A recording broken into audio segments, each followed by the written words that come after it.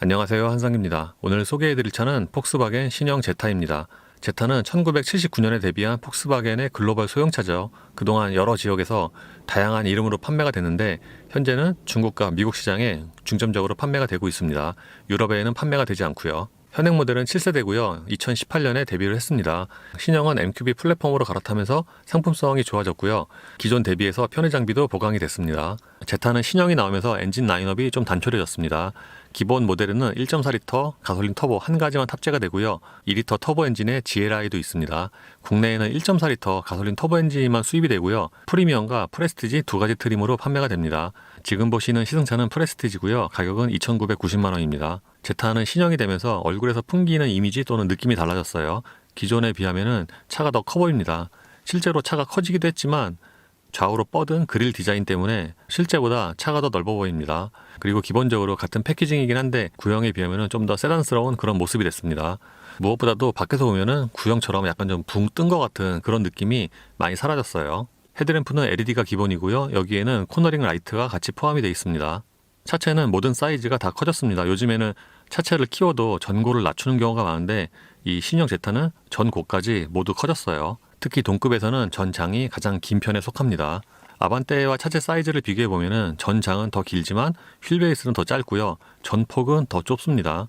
그러니까 전장에 비해서 전폭은 조금 좁은 편입니다. 후면도 트렁크부터 그 아래쪽까지 좀 반듯한 라인이 주로 쓰였고요. 트렁크에는 따로 엔진을 나타내는 배지는 붙지 않습니다.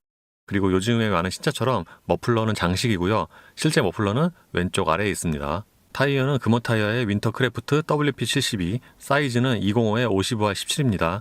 이 차의 출력을 생각을 해보면 타이어의 폭이 좀 좁은 느낌이 있죠.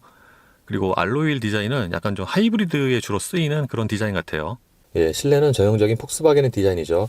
구형에 비하면 전체적으로 디자인이 좋아지기도 했지만 마무리가 좀 더 좋아진 것 같아요. 구형 같은 경우에는 그 실내 마무리가 좀 떨어지는 면이 많았는데 이 신형은 기존에 비하면 마무리가 좀 더 좋아졌습니다.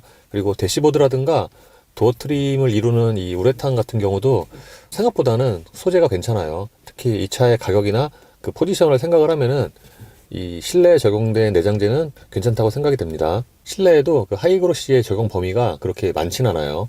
모니터는 8인치가 적용이 됐습니다. 요즘의 신차 또는 트렌드를 생각을 해보면은 이 8인치가 그렇게 큰 건 아닌데 실제 사이즈보다 좀 더 커 보이고요. 특히 모니터의 위치가 높아서 눈에 좀 잘 들어옵니다. 이 모니터가 있는 이 패널의 경우에는 운전자 쪽으로 대부분의 차들처럼 기울어져 있는데 2열에서 보면은 앞에서 보는 것보다 더 운전자 쪽으로 이렇게 틀어져 있습니다. 이 모니터 내 인터페이스는 최근의 폭스바겐과 거의 비슷합니다. 메뉴로 들어가면은 주요 정보로 접근을 할 수가 있는데 이 보시는 것처럼 여기에 있는 폰트라든가 그래픽이 그렇게 예쁘진 않죠. 약간 좀 한 세대 전의 그런 그래픽 또는 디자인인데 이 보이는 거에 비해서 안쪽에 있는 그 메뉴의 수는 꽤 많습니다. 차량으로 들어가면은 여기서 싱크 블루라고 이게 요즘에 폭스바겐에 거의 공통적으로 들어가는 그래픽이죠. 여기서 트릭 컴퓨터를 비롯한 주요 정보를 확인을 할 수가 있고요. 설정으로 들어가면은 여기서 ESC와 타이어, 그러니까 주행과 주로 관련된 메뉴를 여기서 설정을 하거나 확인을 할 수가 있습니다. 운전자 보조 시스템으로 들어가면은 여기서 ACC에서 이 차간거리 중간과 매우 가까운, 그러니까 총 5단계로 조절을 할 수가 있어요. 그리고 앰비언트 조명 장치는 무드 조명인데 총 10가지 색깔이 있습니다. 그래픽으로 보시는 것처럼 그 적용 범위가 아주 그렇게 넓은 편은 아니에요. 도어 트림과 대시보드 그 일직선 라인으로 쭉 둘러져 있어요. 이 색상은 총 10가지고 여기서 이렇게 선택을 할 수가 있습니다. 다른 색보다 이 파란색이 좀 더 선명하고요. 여기서 개별적으로 부위별로 무드 조명을 설정을 할 수가 있죠. 그리고 트릭 컴퓨터 같은 경우에는 계기판에서도 선택이 가능하지만 여기서도 이렇게 확인을 할 수가 있습니다. 지금은 후방 카메라 화면이고요. 모니터의 그 다른 메뉴를 볼 때보다 이 후방 카메라의 화질이 좀 많이 떨어지는 편입니다. 약간 좀 옛날 색감이죠. 그리고 이거를 클릭을 하면 이렇게 그래픽으로 좌우를 볼 수가 있고요. 여기서는 이렇게 스티어링 조향에 따라서 이 그래픽이 변합니다. 근데 이런 후방 카메라 이 모드에서는 여기서는 또 가이드라인 또 조정이 안 돼요. 요즘에는 좀 보기가 드물죠. 그리고 아래서 뒤로 바꾸면은 곧바로 이렇게 꺼집니다. 송풍구 아래쪽에 있는 공조장치는 다른 폭스바겐에서 아주 익히 또는 옛날부터 봐왔던 그런 디자인이고요. 이 다이얼 배열이나 그 위에 있는 그 작은 버튼들도 마찬가지죠. 그리고 모니터에 비해서 이 공조장치 패널의 그 위치가 좀 낮은 느낌이 있어요. 그래서 공조장치를 볼 때는 좀 시선이 밑으로 내려갑니다. 온도 조절과 바람 세기는 전부 다이얼이고요. 여기서 메뉴를 누르면은 이렇게 모니터에 공조장치 관련 메뉴가 뜹니다. 그리고 신형 제타에는 통풍과 열선 시트가 마련이 되고요. 여기를 클릭을 하면은 이렇게 또 모니터에 그래픽이 뜹니다. 공조장치 아래쪽에는 무선 충전 패드를 겸하는 수납 공간이 있습니다.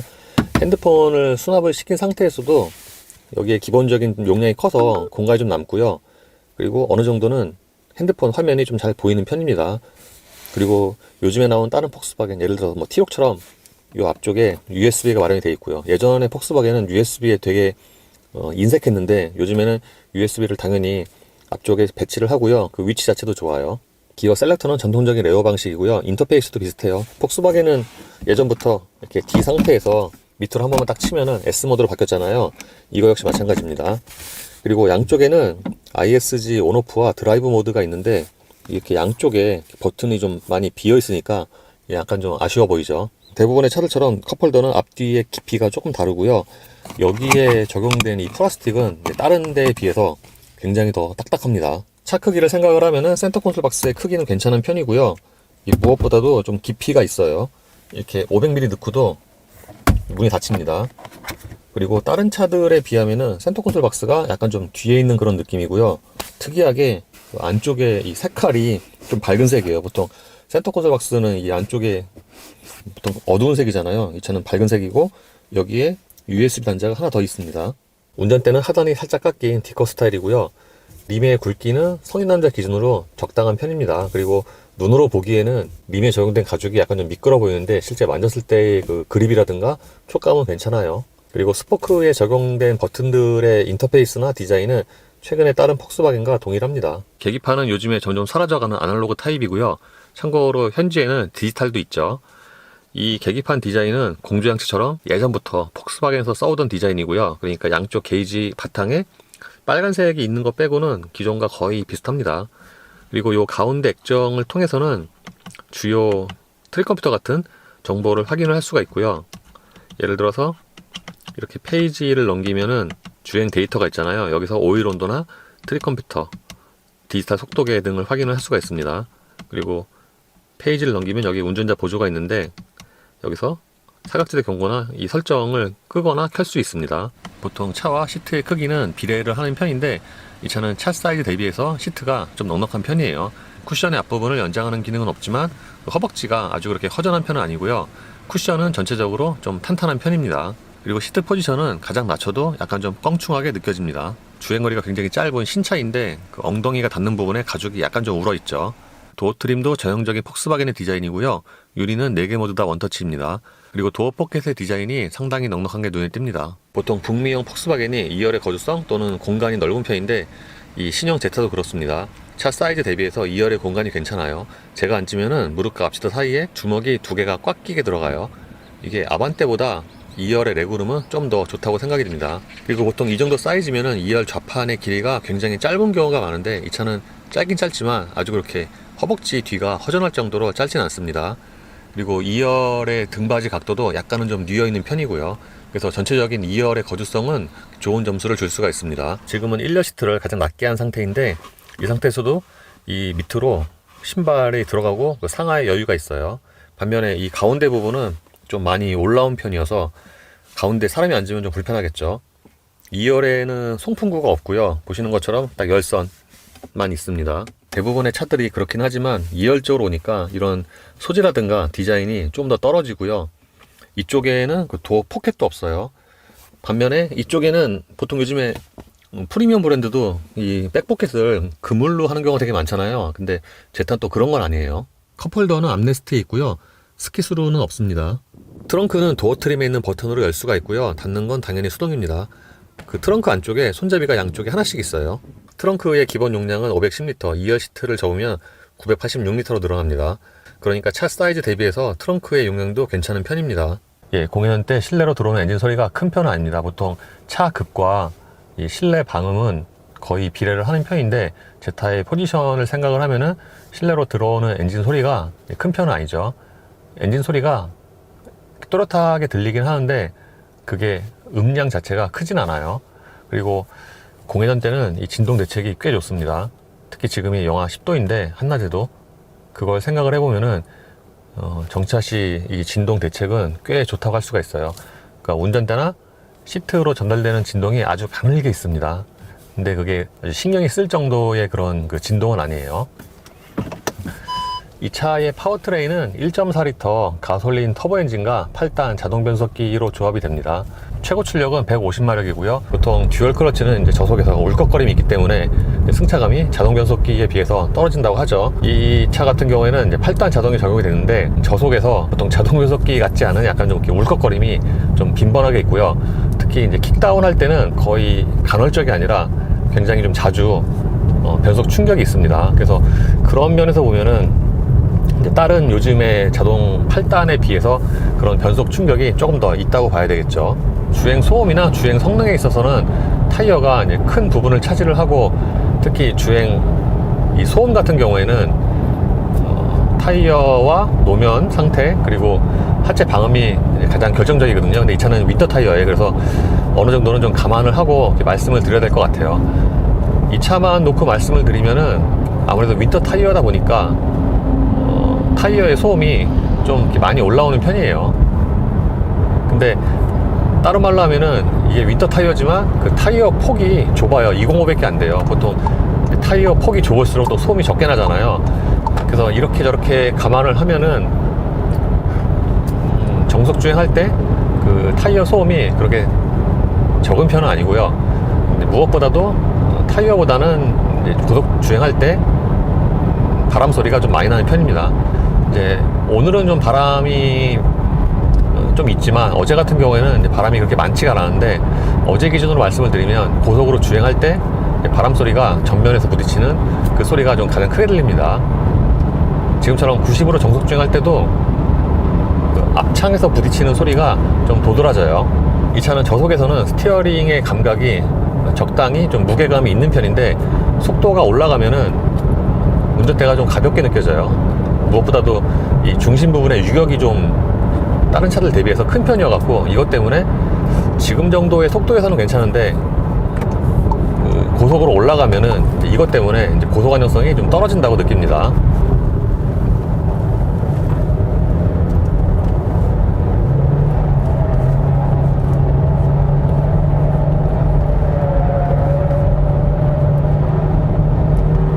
이게 정확히 좀 맛비교하기가 좀 힘든데 윈터 타이어서 그런지 지금처럼 영하 10도에도 스키드움도 없이 그냥 안정적으로, 그러니까 사계절 대비해서 확실히 윈터 타이어가 그립이 잘 나오네요. 이 추운 노면에서. 그리고 평상시에 그 운전 감각과 달리, 평상시에 이렇게 달리잖아요. 그러면 하체가 그렇게 단단한 편은 아닌데 뭔가 이렇게 상하로 좀 이렇게 움직임이 짧게 많거든요. 근데 그거 대비해서 코너에서는 의외로 좀 가라앉는 느낌이 나면서 잘 돕니다.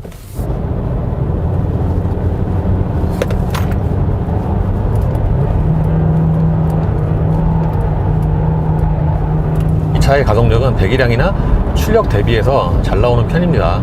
타이어가 205라서 좀 더 유리하긴 한데 그걸 감안을 해도 가속력이 빠른 편이에요. 이게 정확히 좀 매칭되는 차가 쉐보레 올류 크루즈 정도밖에 없는데, 아이서티 1.4도 있고, 그 차들과 비교하면은 그 3년 전에 시승했던 올류 크루즈 1.4 터보는 가속력이 꽤 빨랐거든요. 제 동영상 기준으로 정지에서 200km까지 37초였어요. 그래서 그 당시에 아이서티 1.4에 비해서 가속력이 꽤 빨랐는데, 차이나게 이 차는 올류 크루즈와 거의 비슷합니다. 약간 좀 더 빠른 것 같기도 하고요. 그래서 이 차 배기량이나 출력 이런 걸 생각을 해봤을 때 가속력에는 꽤 좋은 점수를 줄 수가 있습니다.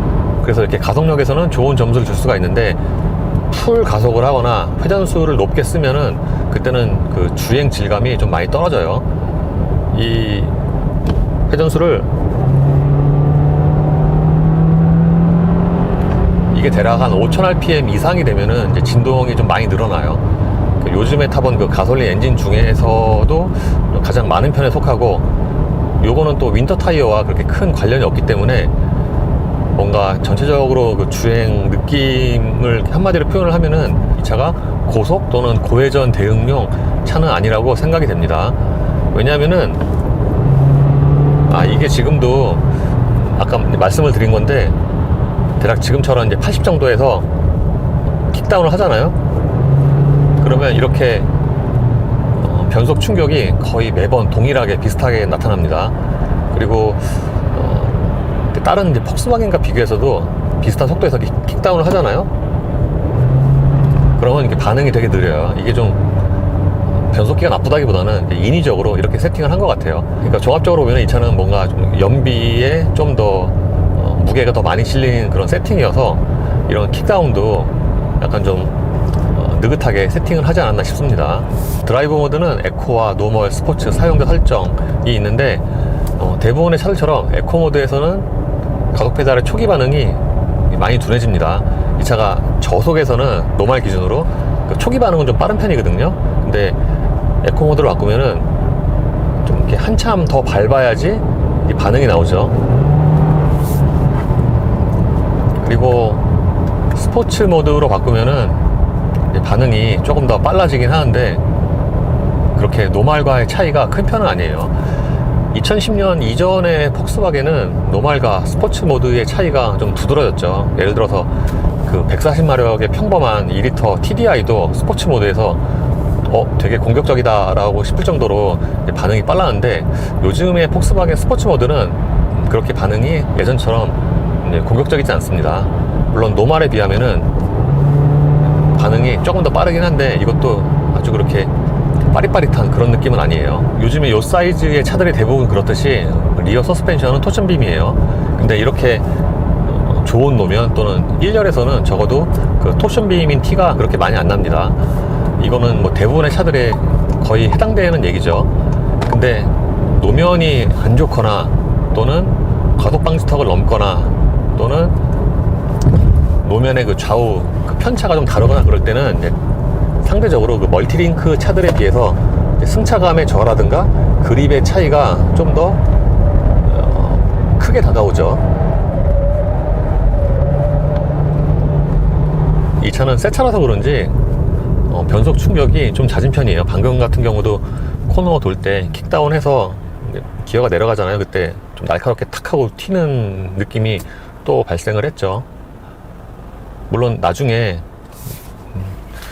주행거리가 늘고 좀 학습이 좀 많이 되면은 어떻게 될지 모르겠지만 이 차 기준으로 보면은 그 변속 충격이 좀 많은 편입니다. 이 차는 속도를 높였을 때와 아닐 때의 그런 주행 질감 차이가 좀 큰 편이에요.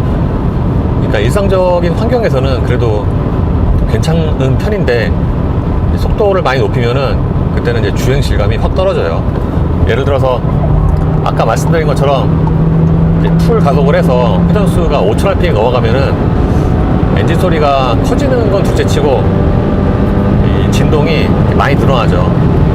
가속 페달뿐만 아니라 운전대와 시트까지도 진동이 많이 생깁니다.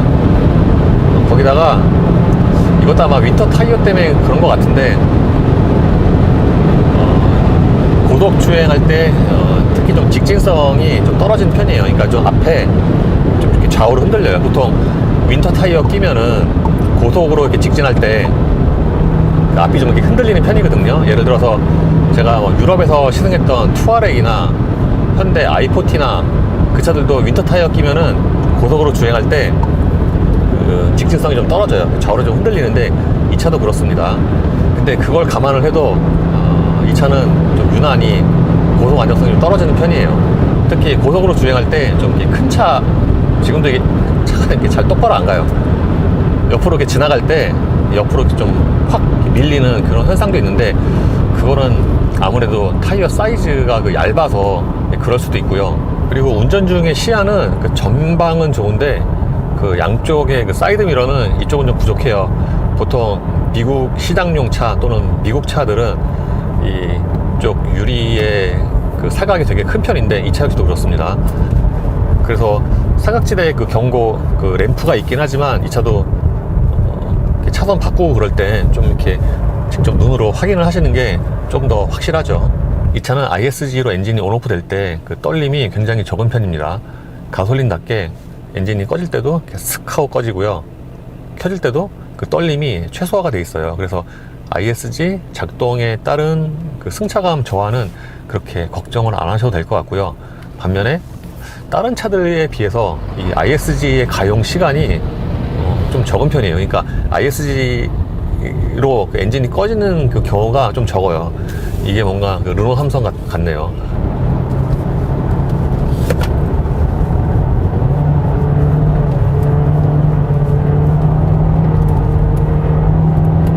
확실히 이렇게 추운 날씨에는 윈터 타이어가 좋군요.